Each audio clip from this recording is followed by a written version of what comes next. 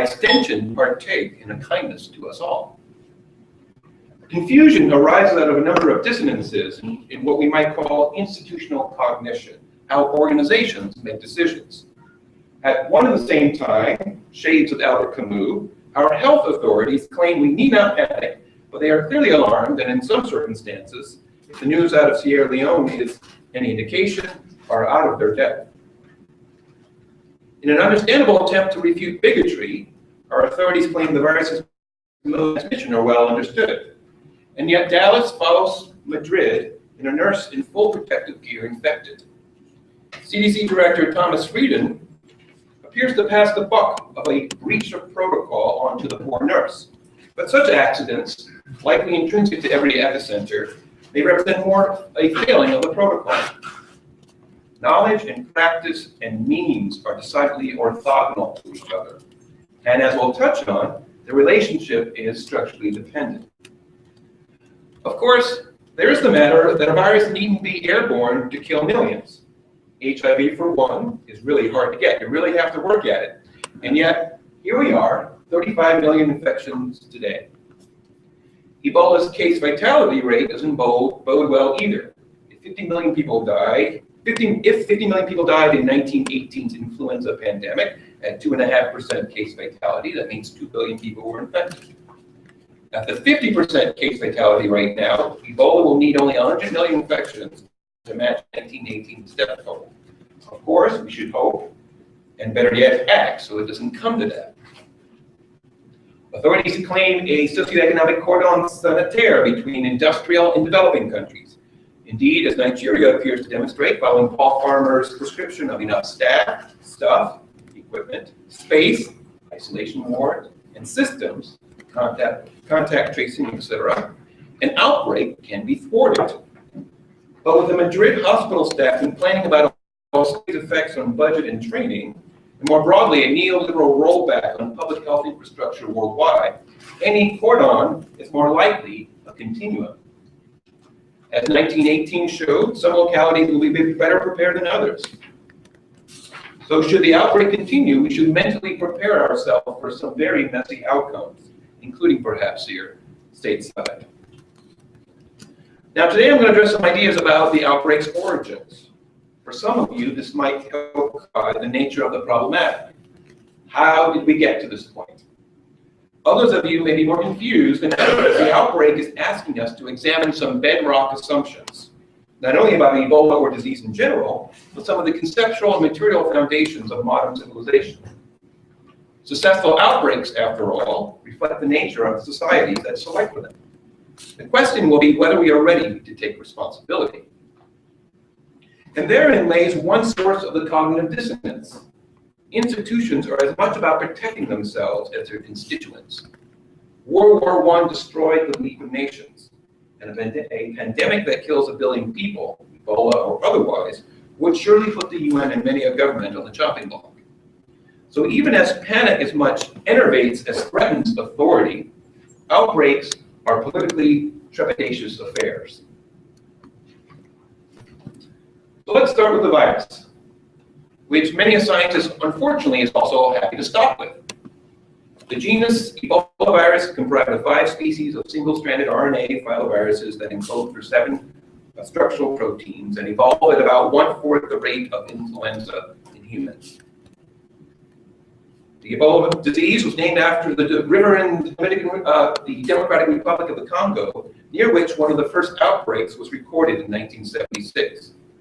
The 5 species are named after their geographic origin of identification: Onioboyo, Uganda; Reston, Virginia; Sudan; Tai Forest and Cote d'Ivoire; and Zaire, now the DRC. We see here the localities of the outbreaks marked by circles, whose sizes indicate the size of the outbreak, and whose shade of red indicates the date. The redder the circle, the more recent it is. It's the Zaire species that causes the worst case fatality rates. Transmission rates from close contact with blood, secretions, organs, or other bodily fluids, consumption of infected bushmeat, to which we will return, and touching objects that have come in contact with the virus, which in my mind, even if you're not regularly washing your dead, makes it seem a pretty infectious bug, certainly more so than HIV. Once inside its host, the virus, incubating about up to 21 days, targets hepatocytes in the liver, endothelial cells, lining blood vessels, and phagocytes that attack foreign antigens. The clinical course that results includes fever, sore throat, severe headache, muscle pain, intense weakness, vomiting, diarrhea, impaired liver and kidney function, which are noisy symptoms that can be caused just about any disease. And finally, unfortunately, the internal and external bleeding characteristic of Ebola's final stages, but also found in Lassa fever, another disease circulating in the region. The earliest documented cases of the West African outbreak appear to be a 2-year-old boy and his 3-year-old sister north of Gokido, a town of 200,000 people in the Guinean forest region. The focus on an index case, patient 0, may miss the point.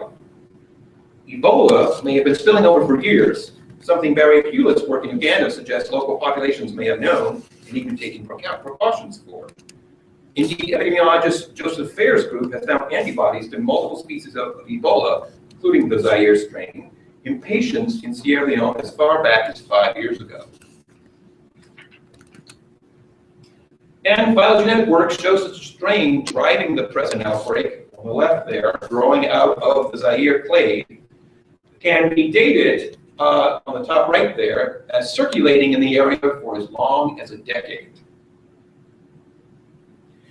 The explosion in the humans infected has additionally driven Ebola's evolutionary exploration of the human immune system and modes of transmission, with substitution rates within the 2014 outbreak, bottom center there, nearly double than all preceding outbreaks beforehand.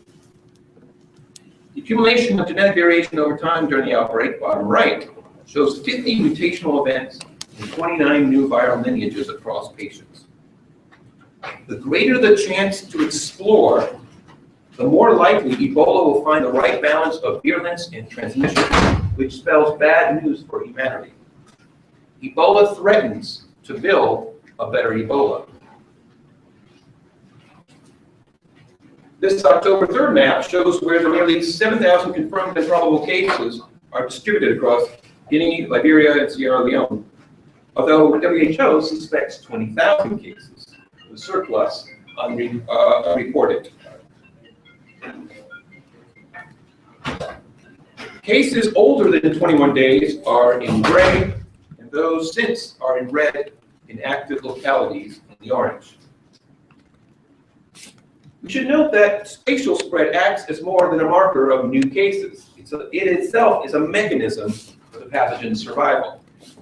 By expanding its characteristic area, Ebola entrains a greater number of communities into the epidemic. The more groups are affected, the more likely the epidemic will find populations that provide a good epidemiological fit, exhibiting the right combination of unsafe behaviors that power an outbreak. And the more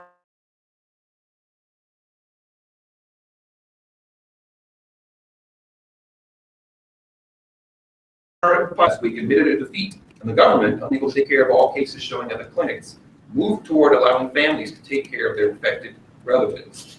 It's understandable, but it also is how the epidemic got off to its start.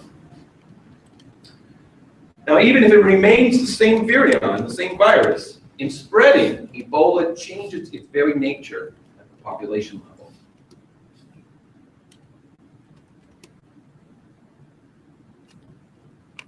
Now, it isn't all about the virus, of course. The human costs on the ground are already accumulating, with teams collecting bodies every day. When and where they cannot, bodies here and there are left in the streets. Patients lucky enough to be reached or taken to facilities, such as some of them are, while many others of the infected must suffer largely unattended in their neighborhood or village. Accounting for the likelihood cases are going unreported, the group at CDC projected infection growth in Sierra Leone and Liberia alone to reach 1.4 million by mid-January if appropriate interventions were not instituted.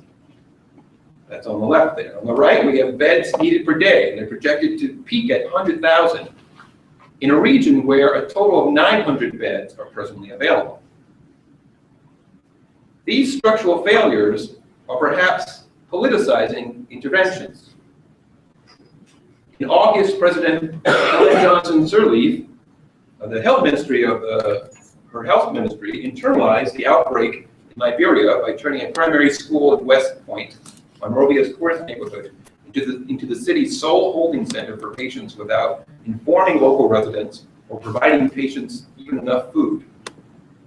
The government next quarantined the whole of the neighborhood with barbed wire and a Coast Guard on the waterfront, cutting off West Point residents from their jobs in the greater city, and like neoliberalism and more generally, setting off food shortages and price spikes.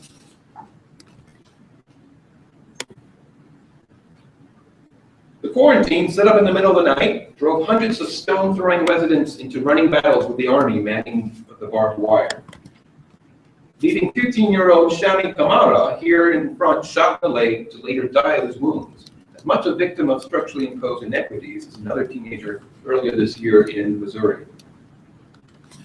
If the West Africans were pilloried in Western media for their ignorance of Ebola ideology, how it develops, how it emerges, censure should be placed in the other direction.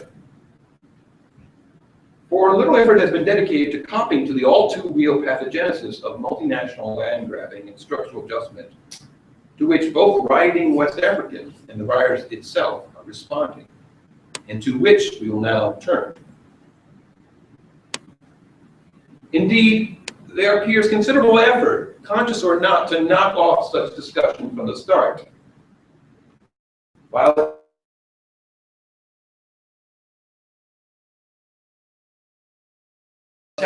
also argued Ebola a rolling series of black swans, evoking Nassim Taleb's notion of an unexpected event of great impact. According to Taleb, researchers confuse the frequency of events with their likely effect. So if something's rare, it's not going to affect us. Indeed, the black swan rejects the comforts of Gaussian statistics. Under the Manobrochian, the geometry of something approaching a black swan, the quantifiable proportional and standard deviations are replaced with fractals that somewhat preserve probabilities across scales. So, technical discussion, and I'm going to avoid getting into the specifics of why I think Taleb's treatment is off, and by extension, Osterholm's. But the key point here is that so-called epidemiological surprises have their own political economy. We need to ask who knows or doesn't know, and who acts or fails to act on that knowledge. Many disease researchers know, for one, that turning poultry and livestock into monocultured widgets helps produce deadly epizootics, a conclusion suppressed here stateside with Lysenko's ferocity. Indeed, even as every one of the new flu recombinants in the last decade can be traced to industrial livestock of one kind or another. Many of the specifics of the Ebola outbreak aren't surprising either. Indeed, pathogens routinely trace societies' inequalities and expropriations, like water traces cracks in ice. And the water movement seems random only if you're intent on avoiding looking at the underlying ice.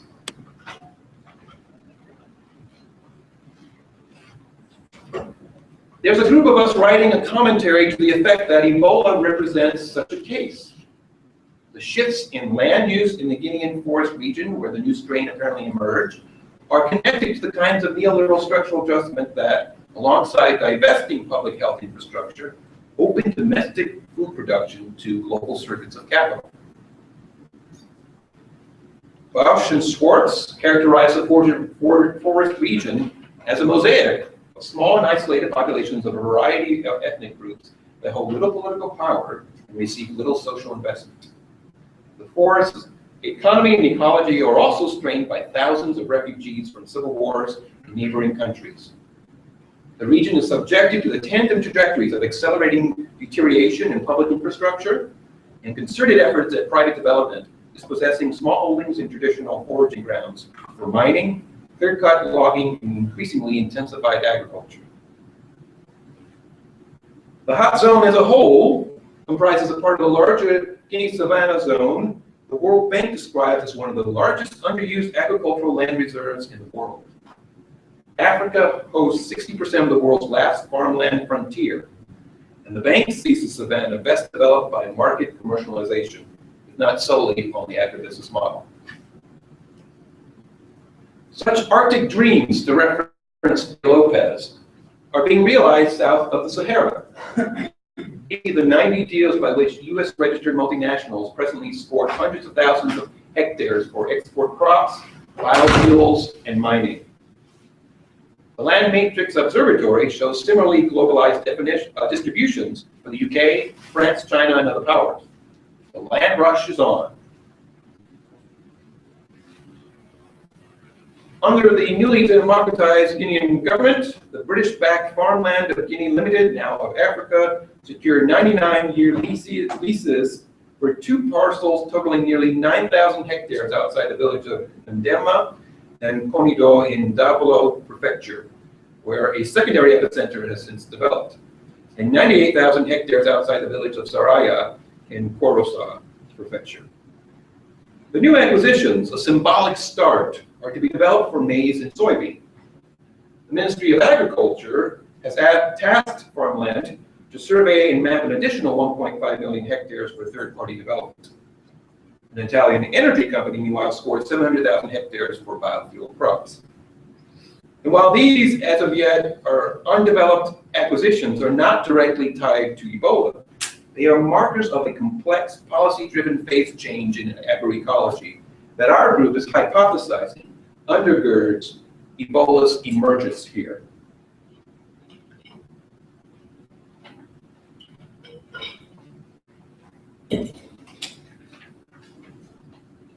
Our thesis orbits around palm oil.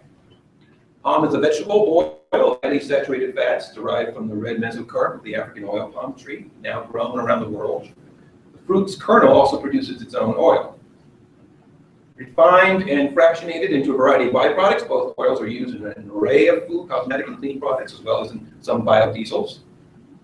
With the abandonment of trans fats, palm oil represents a growing market, exports totaling nearly 45 million metric tons in the 2013-14 season globally.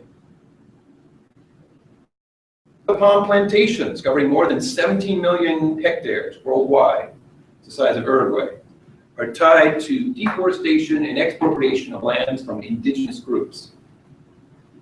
We see from this FAO map that while most of the production can be found in Asia, particularly in Indonesia, Malaysia, and Thailand, most of the suitable land left for palm oil can be found in the Amazon and the Congo Basin, the 2 largest rainforests in the world. Palm oil represents a classic case of Lauderdale's paradox. As environmental resources are destroyed, what's left becomes more valuable. A decaying resource base, then, is no due cause for agribusiness turning into good global citizens, as industry-funded advocates have argued. On the contrary, agribusiness seeks secure and exclusive access to our now fiscally appreciating, if ecologically declining, landscapes. Now, Guinea, however, represents an interesting case. No multinational presently grows palm oil in Guinea directly or by subsidiary.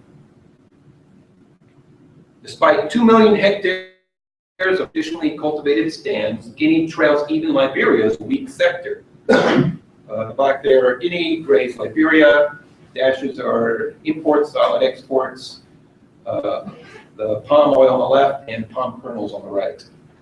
In short, not much action, save more imports than exports.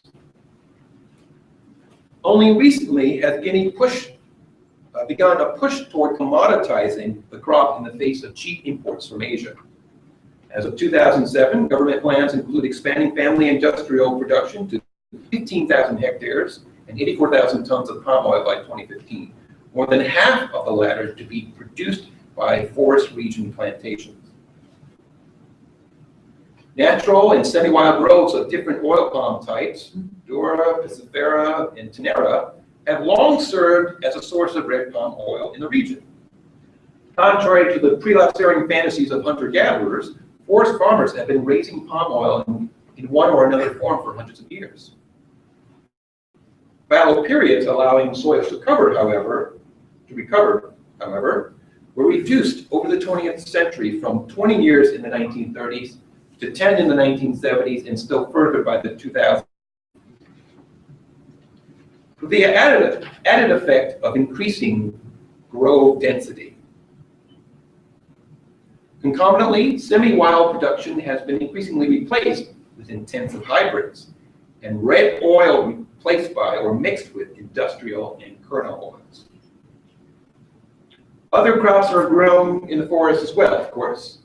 Regional shade agriculture includes coffee, cocoa, cola, slash and burn rice, maize, hibiscus, and corns of the first year, followed by peanut and cassava of the second, and a fallow period, are rotated through the agroforest.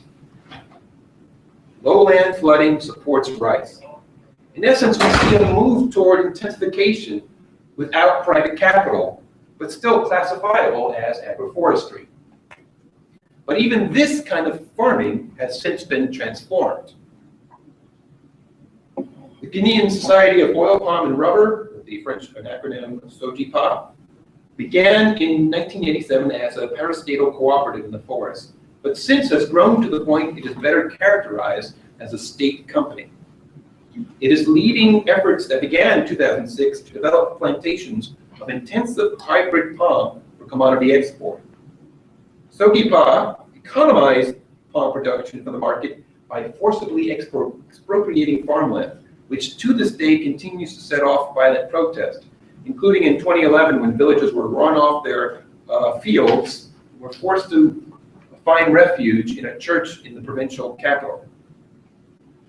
International aid, meanwhile, has accelerated industrialization. The mill shown here, with 4 times the capacity of one SOGIPA previously used, was financed by the European Investment Bank. The mill's capacity ended the artisanal extraction that as late as 2010 provided local populations full employment.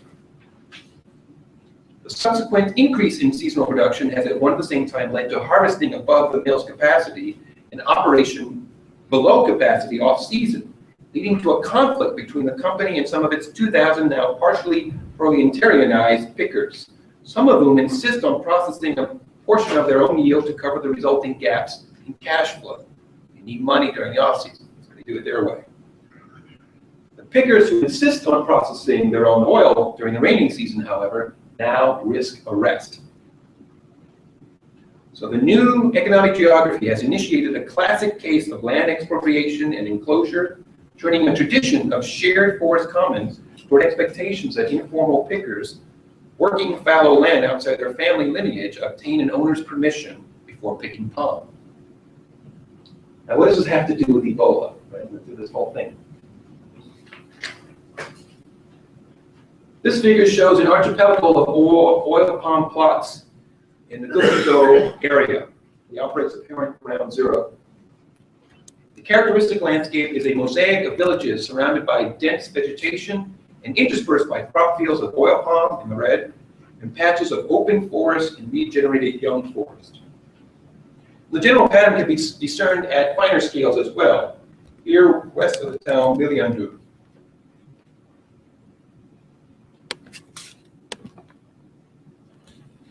The landscape embodies a growing interface between humans and frutivore bats, a key Ebola reservoir, including hammer-headed bats on the upper left, little colored fruit bats on the upper right, and brachyopulated fruit bats on the lower left. And on the lower right, there's the 3 bats relative composite distribution map. Saifi and colleagues document a variety of disturbance-associated fruit bats attracted to oil palm plantations.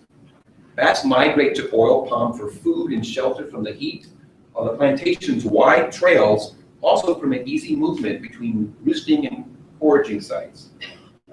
Oil palm picking in the forest region occurs year-round, but the biggest push takes place at the start of the dry season, when many bat species migrate and several epidemics have begun across Africa. So we need to avoid the mistake of thinking bats just go to the same place all the time, and that's just their nature, and that's what they do. They're not programmed, they're not stupid. They appear to display the kind of plastic biogeography migratory waterfowl do. When their natural wetland habitat along the Gulf of Mexico was destroyed by development, lesser snow geese took to summering as far north as Minnesota, feeding on waste grain in the fields of farms.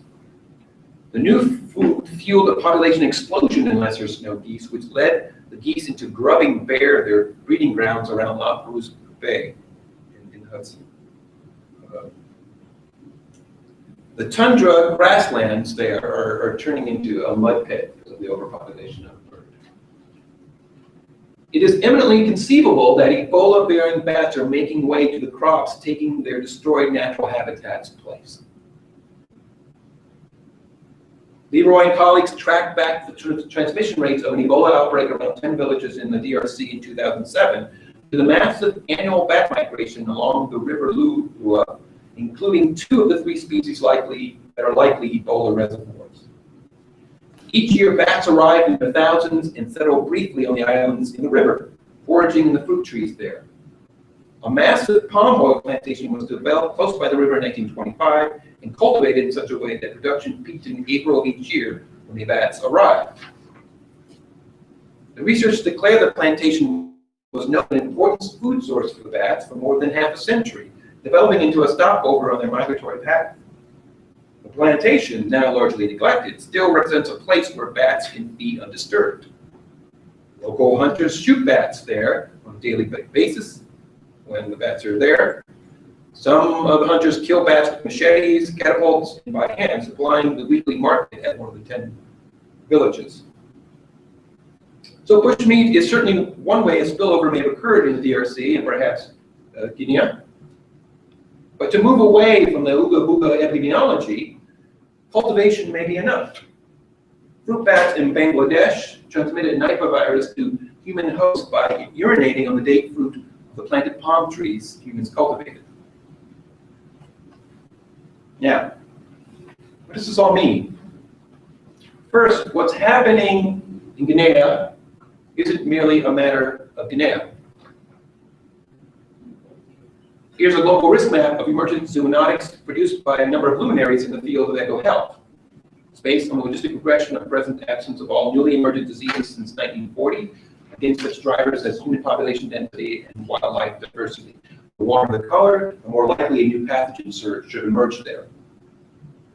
But in treating disease strictly in terms of ecological theory, and in conflating geography in this absolute space for causality, the map misses a critical point that in some instances could very well reverse initial conclusions.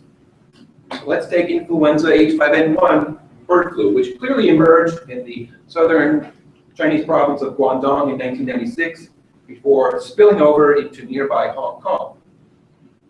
But when we include what we've learned about the economic relationship Hong Kong and Guangdong share, causality shifts direction. By the 1990s, the relationship had returned to pre-revolutionary dynamics, whereby Hong Kong acts as a proverbial front of the store, providing capital and marketing for Guangdong, the back of the store, where production takes place. Indeed, at the time of H5N1's emergence, 4/5 of the foreign direct investment through Hong Kong went to Guangdong, including backing the shifts in agriculture and land use implicated in disease emergence. So contrary to the morality tale that repeatedly characterized Hong Kong as some innocent victim, Hong Kong appears as responsible as Guangdong for H5N1, and causality moves in other directions as well.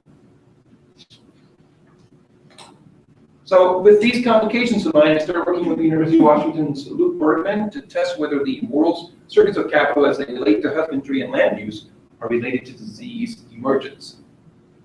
Here we have the percent of land whose harvests are consumed abroad as agricultural goods in green, or in manufactured goods and services in blue. In this way, the source of disease may not merely be the countries in which new diseases first appear. It may extend as far as the other side of the world.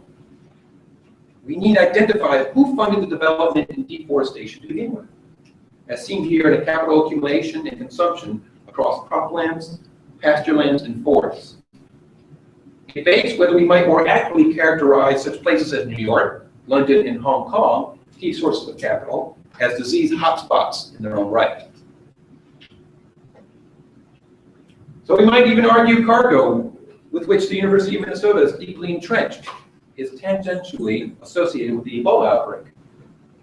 The industrial practices of its subsidiary oil plantations, expropriated from indigenous Indonesians in primary forests, are part and parcel of a palm oil market driving African countries to accelerate the sector's development there.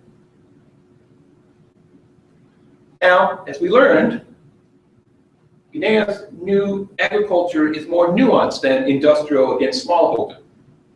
As elsewhere, including Thailand and Mexico, smallholders, farm cooperatives, and state companies are faced with a choice as global markets shift, and tariffs are removed and foreign companies begin to buy up domestic land. So the smallholders or the state companies or the cooperatives can either sell off their land to companies, the foreign companies coming in, multinationals, or they can consolidate among themselves, scaling up to meet the competition. Even as there are presently no multinational plantations in Guinea, oil palm there represents a classic case of creeping consolidation, enclosure, commoditization, and proletarianization, curtailing what had been artisanal production. So while no cargo or Stein Darby presently plants oil palm in Guinea, by relational geography, the global market effects upon the local agroecology appear already felt, likely even expanding the interface between bats and locals.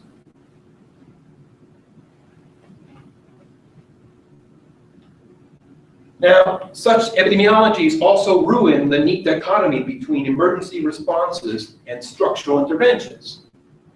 Some disease hounds who acknowledge these structural issues like to characterize themselves as firefighters, focusing on the immediate logistics of any given outbreak. And certainly emergency responses are needed, of course. But we need to acknowledge that the emergency arose from the structural and now permits us to avoid talking about the structural. Perhaps more importantly, structural problems can render emergency responses null and void, no matter how much Bill Gates pays out. There's something called the Ali effect. If you can lower an outbreak below an infection threshold, say by a vaccine or sanitary practices, an outbreak can burn out on its own, as shown there on the left. But commoditizing the force and neoliberal disposition may have lowered the region's ecosystemic threshold to a point that no emergency intervention can drive the pathogen population low enough to burn out on its own. The pathogen will continue to circulate with the potential to explode, as on the right there. In short, neoliberalism's structural shifts aren't just a background on which the emergency takes place. It is the emergency as much as the virus itself. And history has demonstrated this time and again. Phase changes in social organization, for better and for worse, change epidemiologies. Domesticated livestock served as sources for human diphtheria, influenza, measles, mumps, plague, pertussis, rotavirus, tuberculosis, sleeping sickness, etc. Ecological changes brought about upon landscapes by human intervention, selected for spillovers of cholera from algae, malaria from birds, and dengue and yellow fever from wild primates. Here we see Patrice Hahn's work showing HIV arose from chimp SIV in Cameroon's southeastern forest at a time when colonial logging broadened the world-wildlife-human interface, integrated growing urban cores and resource hinterlands, and commoditized bushmeat and the sex trade. I mean, we can pretend otherwise for Ebola, but in protecting the rationales for institutions and policies that likely brought about such outbreaks, if as byproducts of a greater economy alone, we will surely only compound the problem. If not by Ebola this year, then perhaps something else next. So if you're interested in learning more, just this week our group published an article proposing a new science tracking disease emergence along circuits of capital. And you can also try my blog, Forming Pathogens, Rachel mentioned, where I'll link to our commentary on Ebola once it's published. Thank you.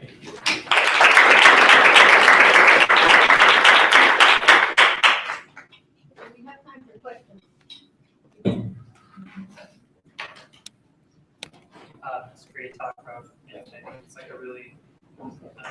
insight that's not being discussed in the public discourse.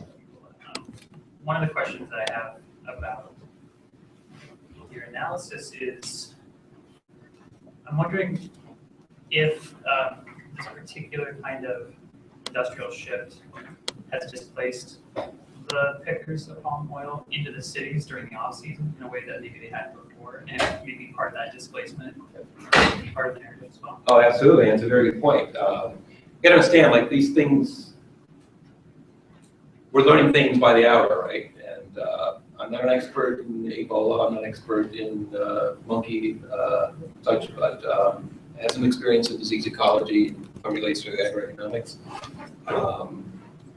And in some sense, while I kind of pilloried some of the authorities at the beginning of my talk, I have also great sympathy for them because things are changing very quickly. However, your point very much is an excellent one, and it reminds me that cycle migration is a critical part of the story, and it is a classic mechanism by which HIV spread across Africa. So once subsistence farmers are proletarianized and forced to, for instance, work at a mine, they often will migrate to the mine and leave their family behind. And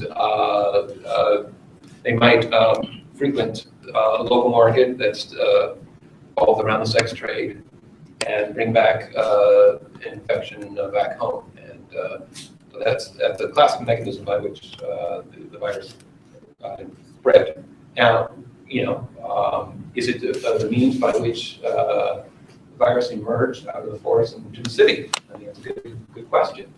I think the story has been that the forest is isolated. I think it's full. I think there probably is in all likelihood great connections between city and forest. Indeed, there are practical cities in the forest, 200,000 people. And people move, even if a person never stepped in the forest at all, they might move from one city to another. So there are all sorts of means and mechanisms by which pathogen can spread once it emerges, even in the most remote areas imaginable.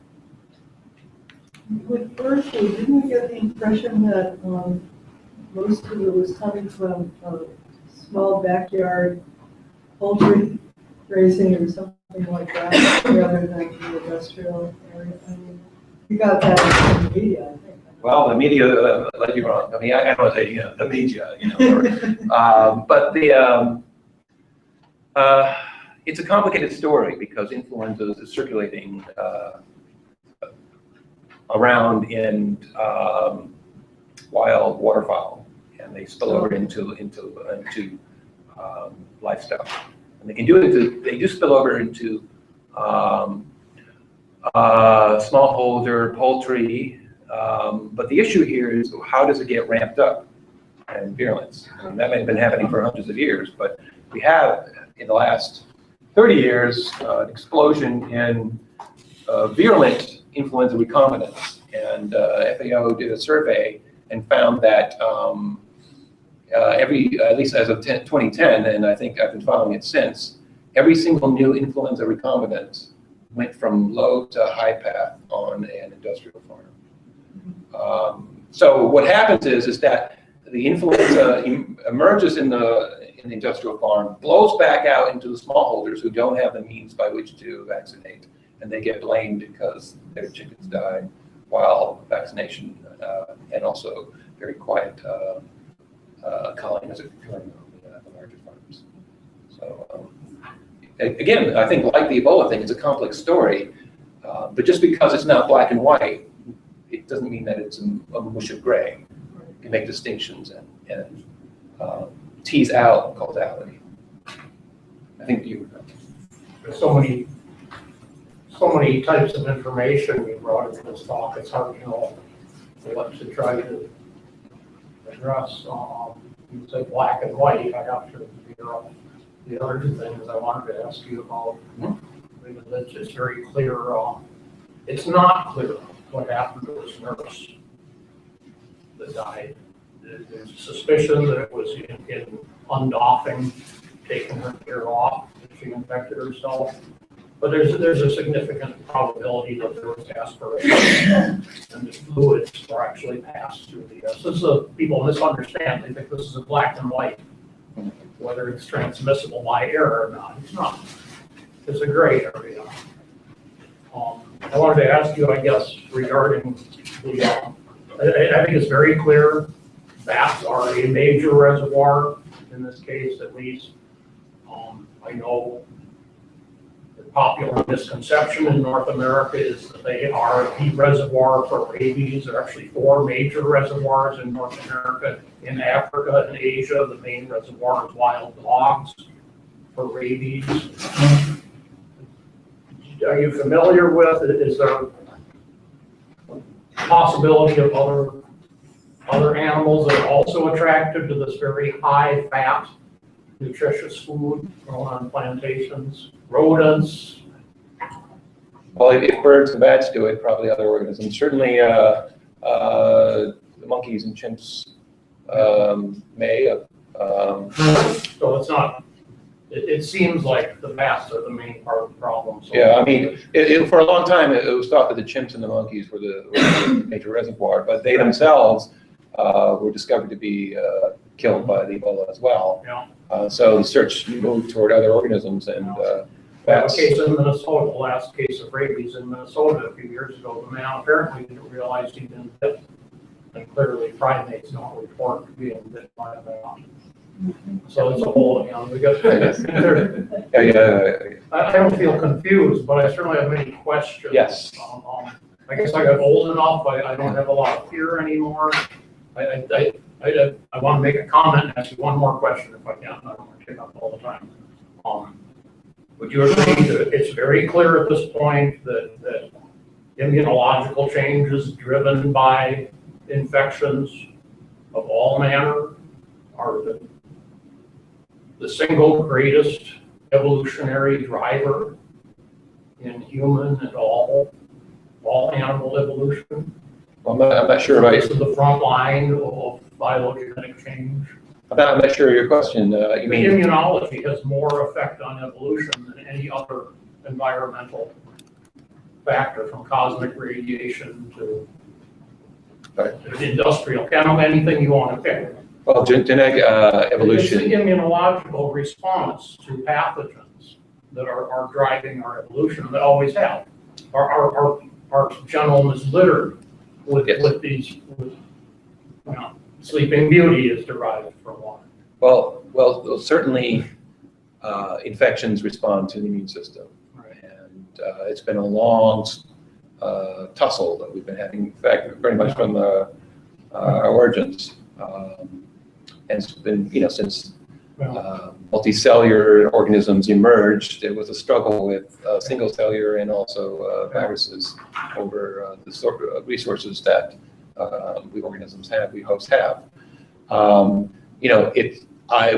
As you can tell from my talk, I try to avoid just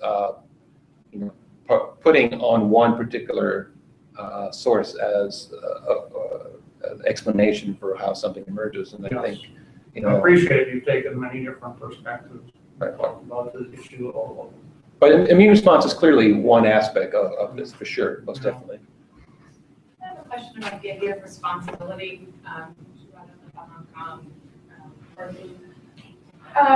Assuming that there is some acknowledgement of collective responsibility because of the competition inherent in the market or various kinds of neoliberal practices, then what's next?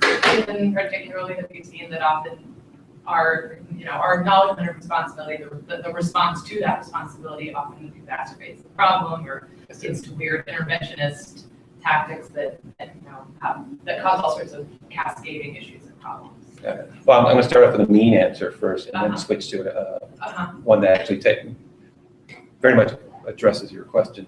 The mean answer is to quote Adorno or paraphrase him on the level of something on the order of the question, what is to be done, is often phrased in such a way as having the connotation of someone stopping you in the middle of the street and demanding your papers. At this point, we just have some ideas and we're still trying to come to some sort of grasp of what the nature of relationship between this neoliberalism and its effect on subsequent pathogen outcomes. But your question, of course, if we keep to address it directly, if you raise the notion that this particular type of market economy is driving the emergence of multiple pathogens, and what are we going to do about it? What that speaks to is so opposed to dominant paradigms by which society is organized. The whole push is toward separating out economy from ecology. And what a number of scholars have called a metabolic gap between the neoclassical views that we just worry about supply and demand and everything else doesn't matter, right? So many of the resulting costs are externalized onto everybody else. So a company that comes in and destroys a forest, they don't have to deal with worker health, they don't have to deal with the destruction of local ecologies, they don't deal with pollution. And so, in the end, that has to be somehow reversed. How we get there is a very interesting and long question that will probably take all of our lifetimes to get to.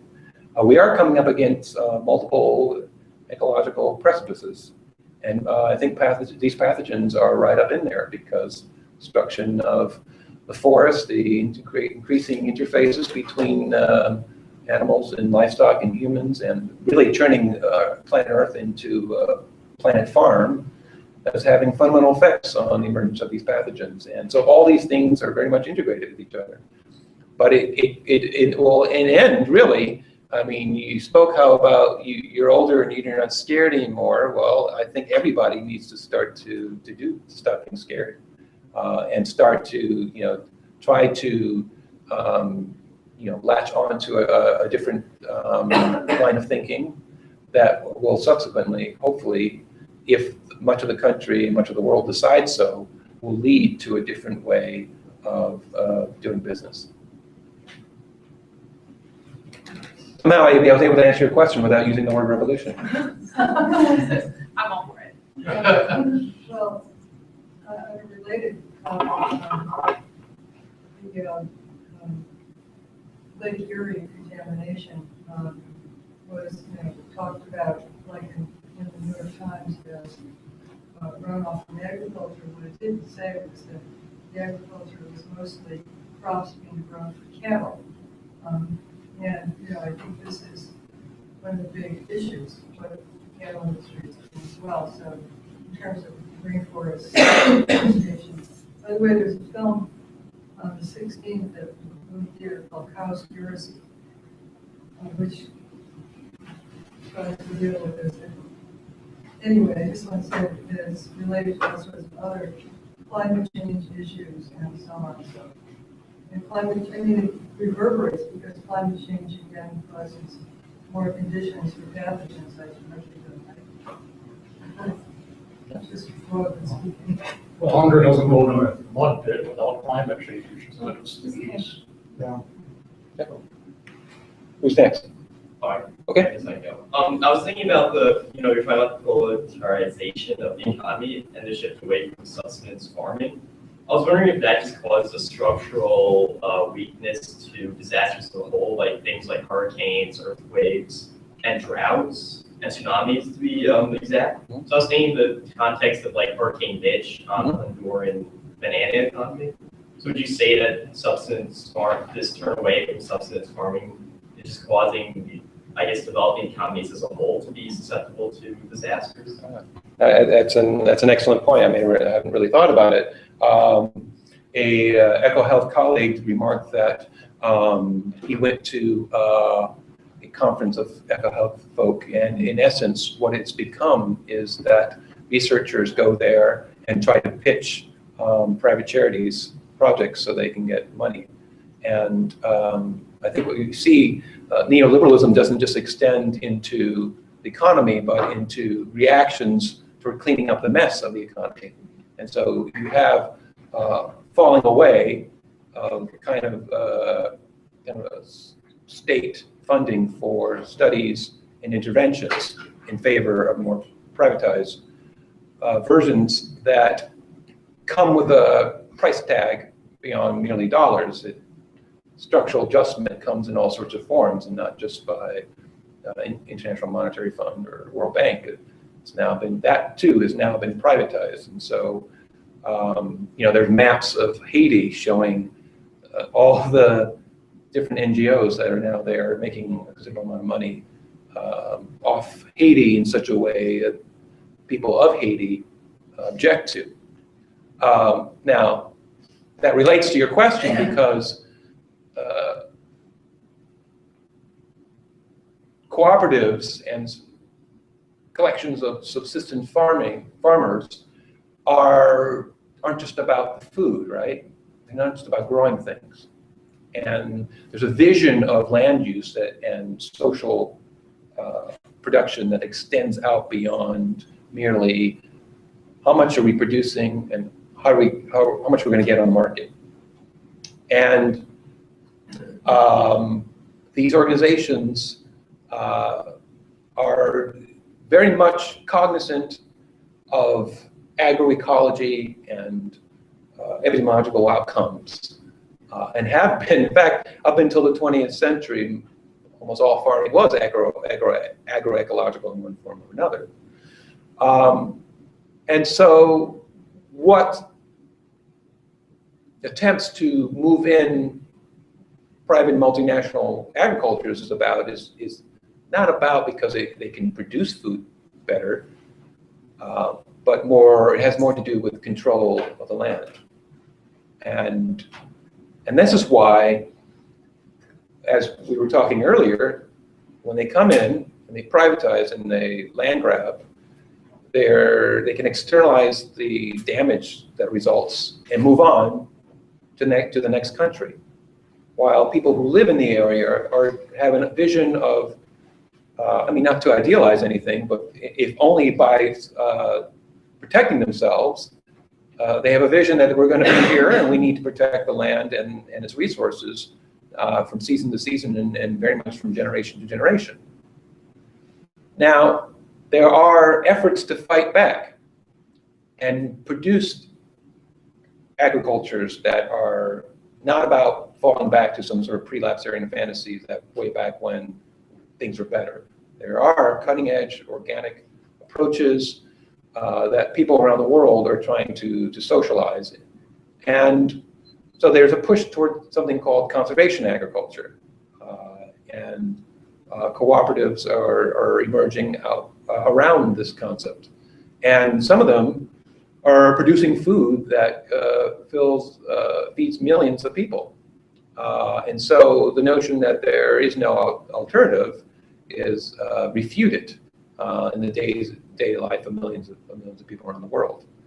The irony is that industrial food only feeds like 30% of the world. 70% is done by smallholders, and most of that food, as was raised, is a lot of it's just to feed as feed for cattle and such. And alcohol. Yeah. This may be more detailed than you can give us this kind of talk, but I feel like part of what was evocative in your description of what happened with avian flu is suggesting that there is differentiation between what people are increasingly calling the resilience of these small, more diverse systems. And I feel like this is the kind of thing that gets picked up as a soundbite, so I would love to have just a little bit more explanatory depth on what the causal suggestions seem to be about why virulence of these pathogens is so increased under these monocultural situations, because I feel like that's a pillar of the argument against them, but that we often don't understand in much depth. And especially because we have figured out how to record this, it seems like it would be really useful to get into the record. And we're streamed, it's our first event ever that we have streamed. So right. people watching online. I'm honored. Well, I mean, it's basically a laundry list of reasons why virulence emerges out of monocultures. I mean, most obvious is that there's a failure of an immune firebreak. I mean, if all your poultry are the same genetic background, then the virus can just eat through that. And along with that, there's a large literature around modeling the evolution of virulence, and the notion is that a pathogen will become virulent the faster, the more opportunities it has to infect. So if you're a badass virus and you kill your host before you get in the next host, then you don't go anywhere. So there's a cap on how virulent you can be. But if you know you can get into the next host, then those strains are the ones that are going to be selected for. And so if you go from a backyard of 75 birds and you go into a farm of 10,000 birds, all the same, then it's like viruses. It's like birthday for a virus. You just come in there and you can sweep in there and explode. The other issue is so much. I mean, the notion that livestock are moved from one side of the world to the other. And this is the thing. What's really dastardly is that these results are coming up in the genetics of the pathogen. So H1N1 2009, every one of the influenza genome is segmented, and every one of the segments are from most closely related to influenza circulating around pigs. Some of those segments are from pigs in Asia. Some of them are from North America. So how did strains from Asia circulating in pigs get together with strains that are circulating among North Americans, pigs? And I mean, pigs apparently do have wings, and the influenzas are being brought together largely by a global trade in swine that you can't, with birds, you can always blame the wild waterfowl that can fly long distances. You can't really do that for swine. And so you have the extent to which trade is taking place. You've got how fast it can evolve within any one farm or series of farms.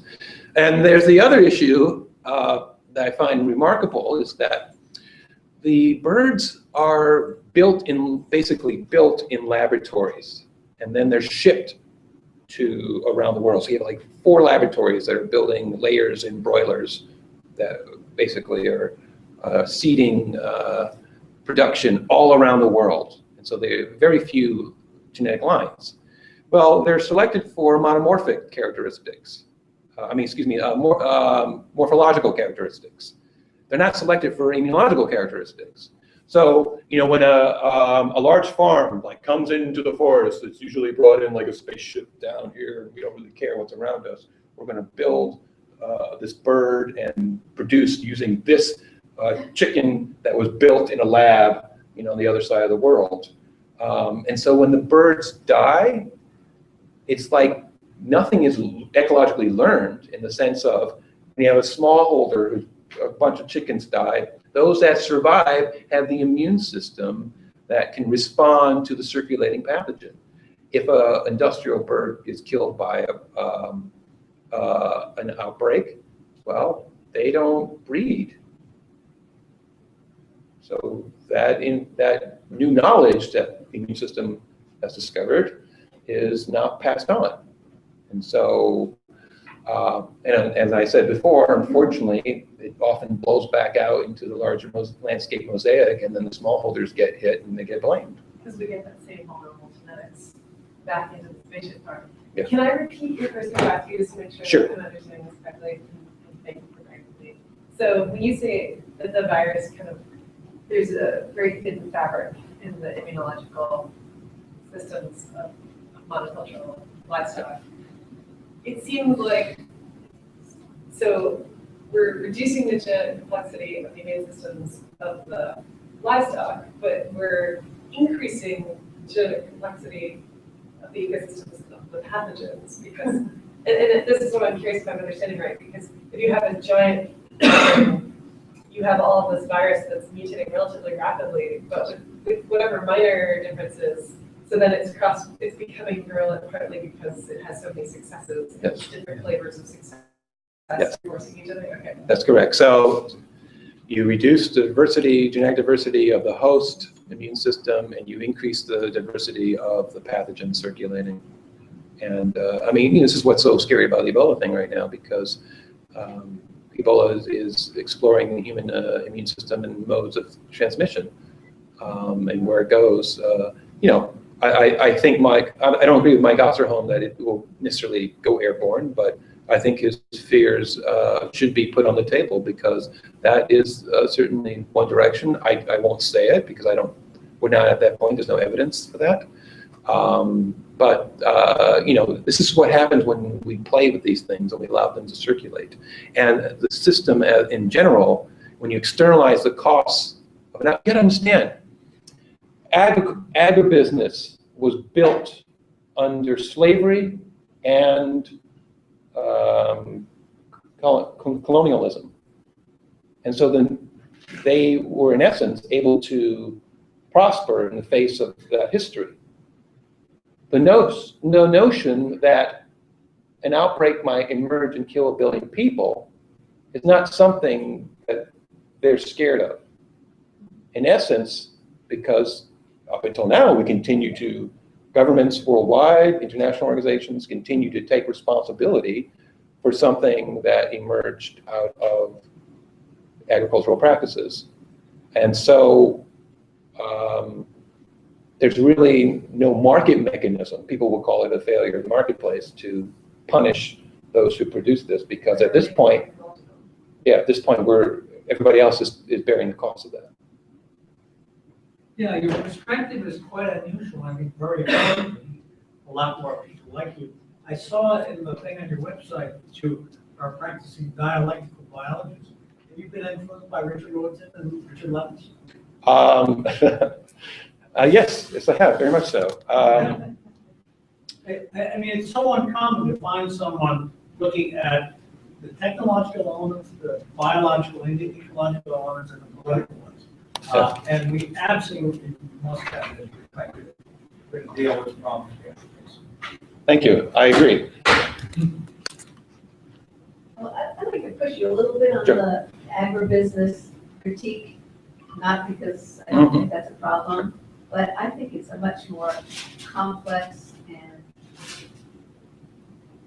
difficult problem, because it is not just that firms are going into new places and you know, getting engaged in land grabs, but you've got states who are saying, please come. You know, we need your foreign capital, and you have those workers, you have those subsistence peasants who are saying, you know, there's nothing worse than not being exploited. Please come, we need jobs, we want some income. Right. And so it's even more, I think, you know, it's even more difficult nut to crack. That's just a comment. But I have a question about neoliberalism in particular, and I'm kind of pondering what it is about this moment that you would argue is so distinct in terms of the pathogens versus, say, the pre-1970s, where we had, same economic system, but, it was organized a bit differently. And it was a different, the ideology was in fact quite different. So I'm just curious, like, what it is precisely about neoliberalism that you think is so dangerous in this? Well, I mean, neoliberalism has been defined as capitalism with the gloves off. So, I mean, there's really, this destruction of mechanisms by which, the means by which to clean up after the mess that capitalism brings about, whether you're in favor or not. And of course, there's a monetization of just about anything and everything. So even the means by which we would clean up something has now has become a means by which to make a buck. So, state hospitals now are not a matter about helping people.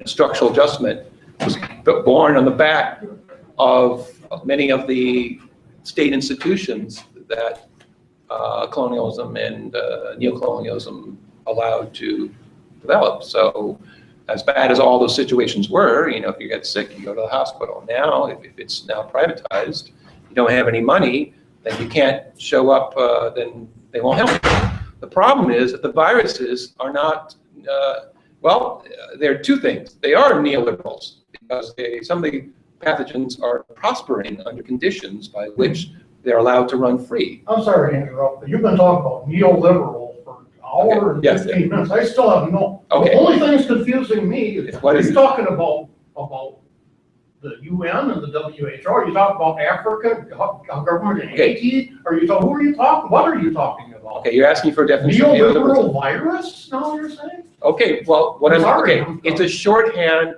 for a larger issue that certain cultural systems across history have basically selected for pathogens that are related to the mechanisms of that time and place. So I'm sorry, is there some text that I can read that's going to lay this out? There's a lot of text. It seems like you're jumping back and forth between political science That's and right. biology. That's here right. In a way that's very loosey-goosey and undefined. Okay, well that's Everything else worked pretty good, but you keep drawing in these political insinuations. It's like, and I feel like there's some kind of an anti-liberal bias going on. Well, no, I I'm think- in the business school instead of in the AHC. well I don't know. Not liberal, neoliberal. Neoliberal, it's That's an different. important distinction. Neoliberalism. Because I'm used to hearing people talk about neoconservatism. I'm starting to think all conservatives decided to turn it around. But it has a It's like, completely different We're meaning. It's a right to lifers. We're not it's a pro different- abortion. We're right to The definition of neoliberalism might be good right now. Okay, good. Neoliberalism is a type of capitalism in which regulation is basically dropped away in favor of free markets and deregulation. We used to call it laissez-faire, right? And it is a type of laissez-faire. That's That's exactly what it is. exactly It's a modern day version of that So because, who are you accusing of being of this political bent? well, it's not necessarily a person. It's also, in addition, a system. What entity, what businesses, what governments, what? Yes, world? well, a larger capitalist system is a world economy. You know, And we have, as was brought up, we have state. States are involved in perpetuating this type of economy. Companies are involved in this. But where does the liberal label come? Well, it has to do with the roots of neoclassical economics and what came out of that. I can't give you a full history of it. But- It's politics. Well, really, Yes. what we're looking at really is neo-colonialism, it's corporate colonialism, maybe is better. That's a way. That is one way of putting it. Supported them by state and I'll tell you. international institutions as well, right? Yes, yes. But So, I think you tend to, I don't know, maybe you're not playing to a very balanced audience if you insist on using. It has a very specific meaning, the term. Right. Yeah, So, you might I think that's not be talking to business ease here. You might be talking Well, it- political ease, kind of a talk. Well, ironically, that term is often Doctors have used. to learn to talk to patients, not just other doctors. Lawyers have to Yes. talk to clients. You might be alienating Minneapolis, you might be alienating 90% of your audience. If you Okay, look all at right. Point taken. Is there another question? Liberal is a point of pride in this city. Okay, No, point no, taken. it doesn't have to do Yeah. with that, the political. Okay. reasoning. Liberalism and neoliberalism are completely You different never from each other. define, you never, Okay. you just kept throwing it out there, like, Okay, no worries. it's very, Let's go on to the very next question. frustrating. I just want to point out while I've got the floor here, that Well, actually, the Somebody key, else have the you need to floor. understand, in return to, in respect to micro evolution in a host, is it's the host's immune system that is driving the evolution of the pathogen. And therefore, the more hosts there are, the more evolution there is. That I- So you have a hot spot. When you have this population surge, That you makes have an evolutionary expansion. Okay, And we why see don't- this very clearly geographically with HIV. I'm sure you could But you could talk for an hour about Right. that. I know The you. social Thank you. structure that I'm is done. monoculture and creates massive farms populated by by animals whose immune systems have been in effect suppressed or ignored, also contributes. Right. And I just want And global capitalism contributes to that part of it. It's not, look, neoliberalism is not liberalism, it's named by the people who practice it, But the net effect is unbridled plutocracy. Why don't I move on to a new area of questioning, and then we'll wrap up. I got one more thing I have to say. You had a lot before, though. You are discounting the importance of both the infrastructure and the cultural practice of hygiene as being the largest single driver of this epidemic. Hygiene issues, both having a place to wash your hands, having a clean water system, washing your hands before you nurse your baby. These things aren't happening. Well, I did address That's the it. real problem. I did address at the beginning of this, so. These people are Yes. helpless. These people have nowhere to turn. I did address that, thank you. I just don't, it feels like you're trying to put a lot of the blame on things other than that, and that's the big single cause. No, I did not. That's Let's the- move on. By far, that's bigger than everything else combined. Sir, thank you. You're welcome. We need to make sure It's that if we're important going to to have know these public things. forums like this, there has to be a bit of order. And I think we all need to. I've surrendered the floor. Please, Thank you for your comments. I'm glad for having the time to address these important issues and to have your feedback. I appreciate Are there any other comments or questions? All right, well, thank you very much for coming, I appreciate it. a very fine talk, but I just don't. Can I finish that? Because one of the things that the worst on what his argument is. Yeah. He's talking about structuralism. I'm not sure if we ever actually met.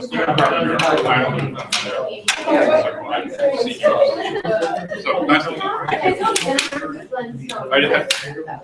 you.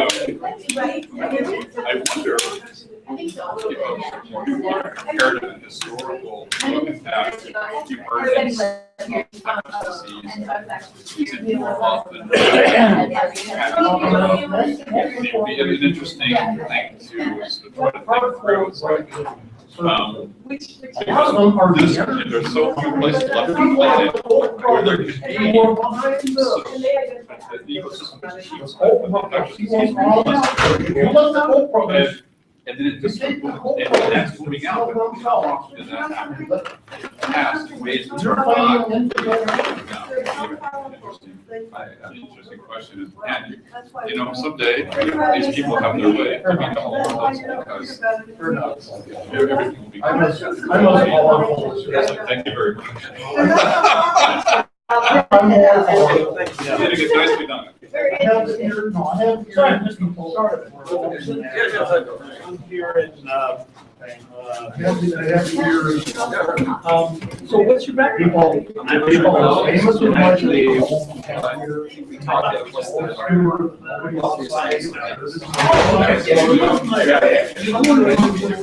Well, I'm actually in.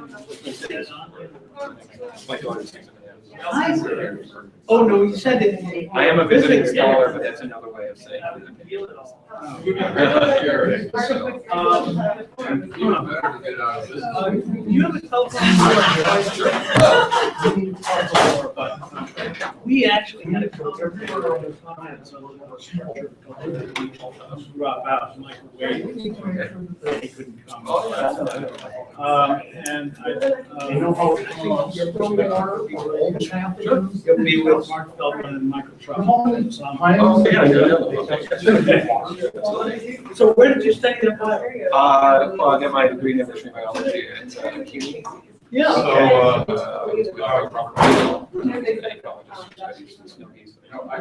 I've never heard that. I went close to in the 70s. Two courses. And 71. I know. He routinely had me up and I did some postdoc. Survey pieces, very recent about things we didn't care about. Well, I mean, you're concerned with host parasites. Yeah, we're gonna have to. And really, what actually caught me in the My shows are never as big as Belmont. You would accept people's labels for themselves. 1992. He a spontaneous self-reproducing In thing. the rest of the world, You let liberal go, is and very quickly developed and left we, both it's only in US politics, and then it's parasitism, movement and to. then parasitoid, and I mean, it just. Ours feels liberal, I think, Took off, growth was the man who role of government and And regulated markets. It's really good for I mean, that's- you waited. If you say liberal in Our audio- Germany or Italy, liberal politics. Oh, yeah, no, love to work with you guys, so. Yeah, that's-